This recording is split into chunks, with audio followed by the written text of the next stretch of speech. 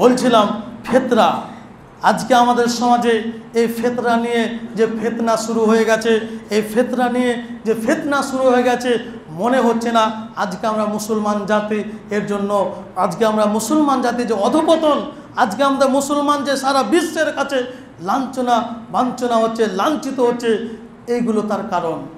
আজকে আপনি যারা সোশ্যাল মিডিয়া ব্যবহার করছেন তারা বুঝতে পারছেন, যারা সোশ্যাল মিডিয়া ব্যবহার করেন না তারা হয়তো অত কিছু বুঝতে পারেন না, কিন্তু যারা সোশ্যাল মিডিয়া ব্যবহার করছেন সেসব ভাইরা সকলেই অবগত রয়েছেন যে আজকে সোশ্যাল মিডিয়াতে এই ফিতরা সম্পর্কে কত ফিতনা।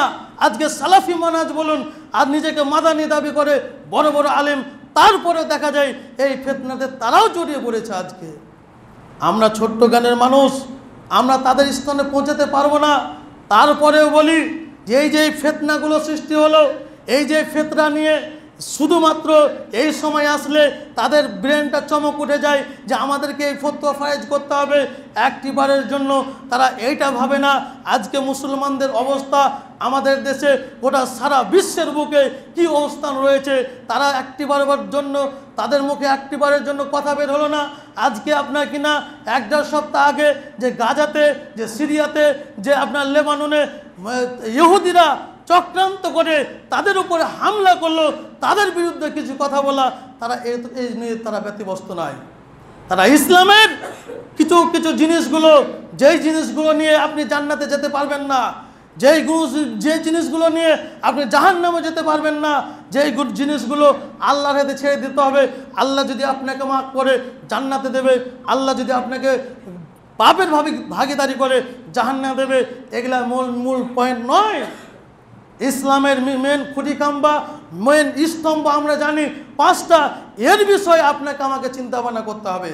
এই ফিতরা নিয়ে যে ফিতরা, খাদ্যদ্রব্য অবশ্যই আমি আপনাকে বারণ করি না যে খাদ্যদ্রব্য দিতে হবে না, তারপরেও বলি যারা বলে খাদ্যদ্রব্য দিবে সেটাও ঠিক আছে, কিন্তু আপনাকে বলি আপনি যদি সিরিয়াল করেন এখানে এই দেওয়ালটা ভরে যাবে, একদিকে টাকার পক্ষে একদিকে টাকার বিপক্ষে দেওয়াল ভরে যাবে। কোনো দিককার কম আলেম নাই। যারা বলছে টাকা দিতে হবে তাদের কাছেও মাদানি রয়েছে, যারা বলছে চাল দিতে হবে এটা তো হাদিস, যারা বলছে টাকা দিতে হবে তাদের কাছেও সালাফি মানহাজের অনেক বিজ্ঞ আলেম রয়েছে। তাহলে তারা কি ভুল পথে রয়েছে? সম্মানিত উপস্থিতি, আপনাকে বলি আমরা ইসলামের বেসিক কিছু জিনিসগুলোকে নিজে আলোচনা করছি, এত মাতামাতি করছি, এগুলো আমাদের একেবারেই উচিত নয়, এগুলো আমাদের একেবারে উচিত নয়। বড় দুঃখ লাগে আমাদের সমাজের কিছু বড় বড় আলেম তারা নিজেকে সালাফি ফাইজি মাদানি দাবি করে, তারপরে একটা জিনিসকে সাব্যস্ত করার জন্য তারা একজন আরেকজনকে জাহান্নামী বানিয়ে দিচ্ছে, তারা একজন আরেকজনকে কাফের বানিয়ে দিচ্ছে। অথচ আল্লাহ পাক রব্বুল আলামিন সূরা গাসিয়ার মধ্যে আল্লাহর নবীকে ডাইরেক্ট আল্লাহর নবীকে বলছেন ফাদাক্কির ইন্নামা আনতা মুদাক্কির, হে নবী আমি তোমাকে শুধু নসিহত করার জন্য পাঠিয়েছি, আমি তোমাকে তাদেরকে বাধ্য করার জন্য পাঠাইনি যে তুমি তাদেরকে নসিহত করবে, তাদেরকে মেরে পিঠে পালন করবে, এই জন্য তোমাকে পাঠাইনি। ফাদাক্কির ইন্নামা আনতা মুদাক্কির, তুমি নসিহত করে দাও, তোমাকে শুধু নসিহত করার জন্য প্রেরণ করেছি। কিন্তু দুঃখের বিষয় আজকে আমাদের সমাজে কিছু অভিজ্ঞ আলেম এমন করছে, এমন মারামারি করছে, এমন ফতোয়া ফারেজ করছে, মনে হচ্ছে ওরটাই আমাকে মানতে হবে, ওরটাই সাব্যস্ত করতে হবে। এই হাদিস কোথায় পেলে? এরকম নীতি আমরা কোথায় পেলাম? দুঃখ লাগে। আমরা জাকাতুল ফিতর কেন দিই? আমি কি দিব না দিব সেটা পরে গেলাম, আপনাকে প্রশ্ন ধরাচ্ছি, আমরা জাকাতুল ফিতর কেন দিই? আল্লাহ রাসূল সাল্লাল্লাহু আলাইহি ওয়াসাল্লাম বলেন ফারাজা রাসূলুল্লাহ সাল্লাল্লাহু আলাইহি ওয়াসাল্লাম জাকাতুল ফিতরে তুহরাতুল লিসাইম মিনাল লাগবি ওয়ার রাফাস।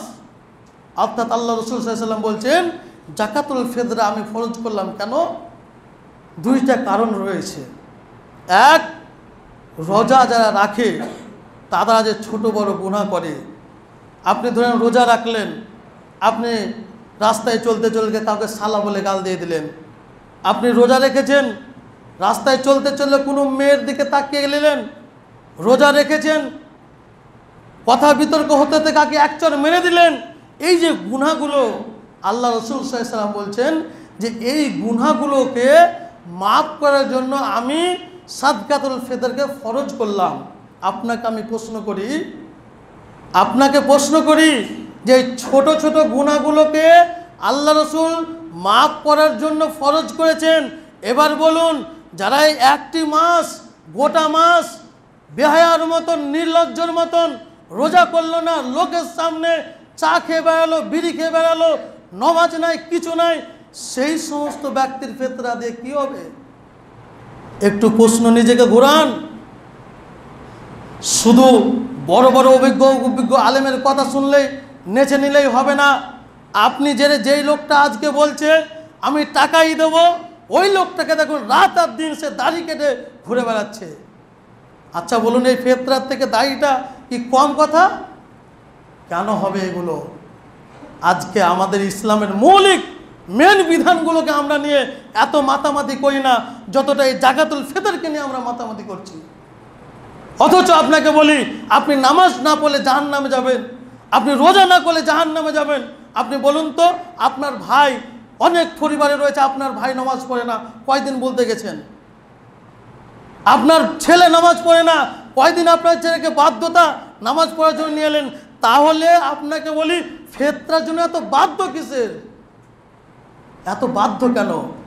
আমি আপনাকে বললাম ইতিপূর্বেই যে ফিতরা যে টাকার বিধান রয়েছে, অভিজ্ঞ আলেম যদি আপনি লিস্ট করেন, এই দেওয়াল ভরে যাবে। একদিকে টাকার পক্ষে, একদিকে টাকার বিপক্ষে, এদিকেও মাদানি রয়েছে, ওদিকেও মাদানি রয়েছে, এদিকেও সালাফি রয়েছে, ওদিকেও সালাফি রয়েছে, এদিকেও ফাইজি রয়েছে, ওইদিকেও ফাইজি, দুদিকেই সম পরিমাণ আলেম রয়েছে। তারপরেও আপনার আমার মধ্যে ঝগড়া। ইসলামের আর বিধান নেই? আপনাকে তো বিধান দেওয়া হয়েছে। ঈদের ময়দানে বললাম মহিলাদেরকে নেওয়া যাওয়ার জন্য, আপনার টনক তো একবারও লড়লো না যে আমার মেয়েকে, স্ত্রীকে ঈদের ময়দানে নিয়ে যাব। কই, আপনার ভাই রোজা করে না, তারপরেও আপনার ভাইয়ের আপনি ফিতরা নিচ্ছেন, ও কি মাফ করাবে? আপনাকে এটাই মানতে হবে। ওর তো রোজা যেটা ফরজ কাজ সেটাই তো পালন করে না, আবার ওই ব্যক্তিটাকে দেখবেন ও বলবে খাদ্য দেব। ও কী করবে ফিতরা দিয়ে? ও তো নামাজই পড়ে না। যাই হোক, বলছিলাম একটি আয়াত বলে আজকের খুতবা বিধি ঘটাবো। আল্লাহ পাক রব্বুল আলামিন বলছেন, তিলকা উম্মাতুন কদ খালাত লাহা মা কাসাবাত ওয়া লাকুম মা কাসাবতুম ওয়া লা তুসআলুনা আম্মা কানু ইয়ামালুন। আল্লাহ রব্বুল আলামিন বলছেন, তিলকা উম্মাতুন কদ খালাত লাহা মা কাসাবাত। এটা একটি জাতি ছিল, এটা একটা উম্মত ছিল। তাকে বলছেন আল্লাহর আয়াত। এটা কোরআনের মধ্যে রয়েছে, সূরা বাকারার 141 নম্বর আল্লাহ রাব্বুল আলামিন বলছেন, যেটা একটা জামাত, এটা একটা জামাত ছিল। তারা যা অর্জন করেছে, তারা যা নেকি করেছে বা পাপ করেছে, তাদের নেকি বা পাপের হিসাব তারা দেবে। আমি যদি নামাজ না পড়ি, কবরের মধ্যে আপনি যে যাবেন আমার হিসাব দিতে? আপনি নামাজ পড়েন না, রোজা করলেন না, আমি যাব কবরে আপনার হিসাব দিতে? তাহলে ইসলামের কাজ, আমার কর্তব্য বলে দেওয়া, আমার কর্তব্য বলে দেওয়া, মানবেন না মানবেন সেটা আপনার ব্যাপার। আপনাকে আরেকটা কথা বলি, আমরা সকলে জানি যেটা এখন বর্তমান বিশ্বে, সারা বিশ্বের কাছে মডেল, ডক্টর জাকির নায়েক। আপনাকে বলে, আপনি যদি সার্চ করেন যে ডক্টর জাকির নায়েক ফিতরা সম্পর্কে কিছু বলেন, তো দেখবেন ডক্টর জাকির নায়েকের আজ থেকে নিয়ে 10-12 বছরের একটা ভিডিও ক্লিপ ওটাই রয়েছে। তার প্রয়োজন পড়ে না, তার কারণ সে জানে ইসলামের বিধান আমি মানুষের কাছে ছেড়ে দিলাম, সে মানবে না মানবে সেটা ওর ব্যাপার। তাহলে আপনার আমার মধ্যে বাড়াবাড়ি কেন? আপনি ডক্টর জাকির নায়েকে দেখুন, একটা ভিডিও ছাড়া এই জাকাতুল ফিতরা সম্পর্কে আর দ্বিতীয় ভিডিও পাবেন না আপনি।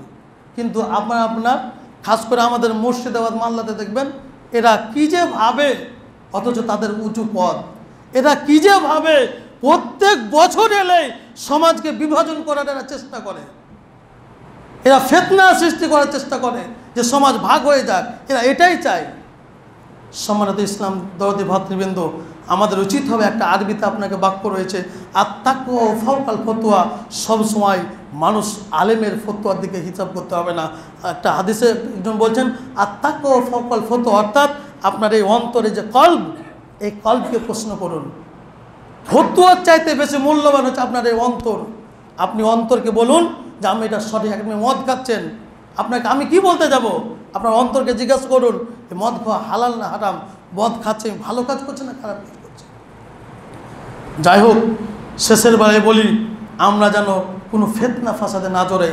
যে যা পারছে দেন না, যেহেতু এখানে ফল রয়েছে অনেক, যে তাহলে তবে সুন্নাত হচ্ছে খাদ্যদ্রব্য, সেগুলো আমাদেরকে মাথায় রেখে নিজের জীবনযাপন অতিবাহিত করছে। কে কি বলছে এই দেখে আমাদের লাভ নেই, কে কি বলছে এই দেখে আমাদের লাভ নেই। আমার অন্তর কি বলছে, আমার অন্তর আমার দিল কোনটা চাইছে এটা আমাকে দেখতে হবে। আল্লাহ রাব্বুল আলামিন যেন আমাদের এই যে সমাজকে দ্বিচারিতা করছে, আমাদের সমাজকে যে ধ্বংস করে দিচ্ছে, আল্লাহ তাদের কাছ থেকে যে আমরা হেফাজত করি, আল্লাহ তুমি তাদেরকে তৌফিক দাও দিও, তাদের সুবুদ্ধি সুজ্ঞান, তারা যেন মারামারি খুনাখুনি রাহাজানি এইসব থেকে বিরত থাকে, তারা এক অপরের কাফের, এক অপরকে জাহান্নামে ওগুলো থেকে বিরত থাকে, তাদেরকে তাদের সুবুদ্ধি দিও সকলে নামেন। এখান থেকে আমি আমার খুতবা ইতি করাচ্ছি। ওমা আলাইনা ইল্লাল বালাগ।